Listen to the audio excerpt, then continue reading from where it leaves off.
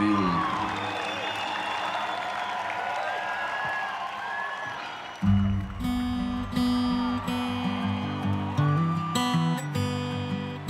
Maybe it's time to let the old ways die.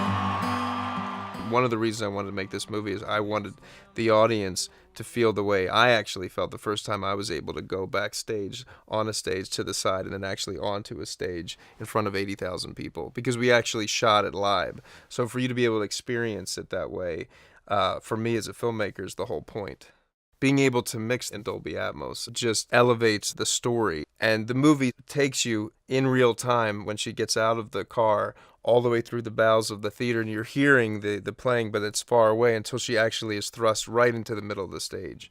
So the fact that we're able to sonically create that visual experience, amplify that visual experience, rather than it just coming at you from the front or sort of in 4 different places or 5 or 7, the fact that you can be on that journey, hear the music way in front of you, and then as you approach it, you as the viewer are being thrust within it, so that the drums can be behind you, the audience is in front of you, the bass is to the left, and the guitar is to the right. Now you really are with her. And that is why mixing in Atmos, I'm not saying it's another character, it is the character, it's all part of the storytelling.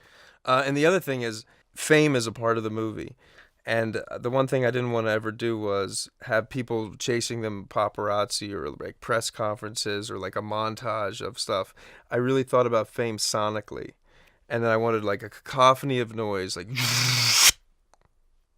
and then total silence, and you're hearing a breath or his tinnitus. And that's how we open the movie. We open the movie where he walks onto that stage. You're first to the side of the stage, then he walks on, and you're completely engulfed in this sound. And then all of a sudden, he closes the door, and you're just in here, and you hear the gear go into drive, pulling away, takes the bottle, exhales, and the tinnitus, and you just want to, that's solitude. Being able to mix the sound in Atmos just elevates the story and where I want to put the viewer. And without that technology, you just don't have the same experience. Here's what we're gonna do. You come sing that song that I love. No, I can't do that. Here we go. Jack, please, it's not funny. Jack. Look at me. All you gotta do is trust me. That's all you gotta do. My indoctrination to this whole incredible technology was Stefan Sonnenfeld, who has a coloring company. And we actually switched coloring houses when we were in post-production for A Star Is Born. And he was very excited, almost like that he had a secret he was waiting to unveil to me. And he said, okay, look at the screen. He said, you see the black of the screen? I said, yeah. He said, what color is that black? And I said, dark gray. And he said, okay. And then we went, then it took about 15 minutes, and then we went back in. And then he said, what color is that black? And it was like the darkest black. And from then on, it was like my love affair with Dolby Vision. So then we wound up coloring the movie in Dolby Vision and then Dolby Atmos. And because I think, well, first of all, any movie that I'm lucky to make going further, that's the ideal way to view it. I mean, it's just incredible, the access you have. The palette is just so much larger. Each character is highlighted by a color. And you're watching a movie, hopefully, but what happens when 2 people truly love each other? And even within that true love, how hard it is to endure. And we go from blue being the color of Jackson and red being the color of Allie, and how those colors start to merge as their relationship first peaks and then starts to tumble. And to be able to have the richness of those colors in Dolby Vision, it just highlights the emotionality of the scenes. You know, man, in the old days, I always knew, like, you were gonna do something, that you'd be all right. It's the first time I'm worried about you.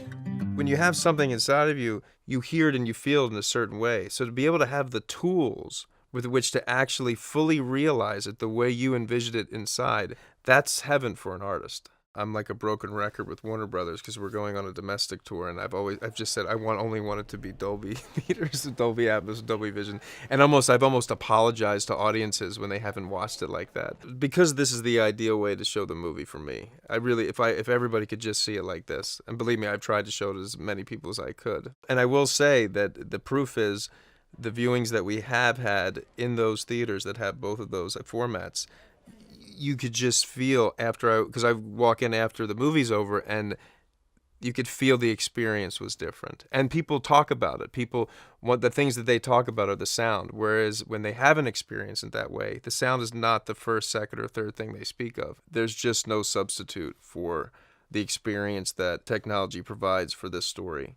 Because you as a viewer will be able to live vicariously as shot and scripted through these characters as they're experiencing things for the first time.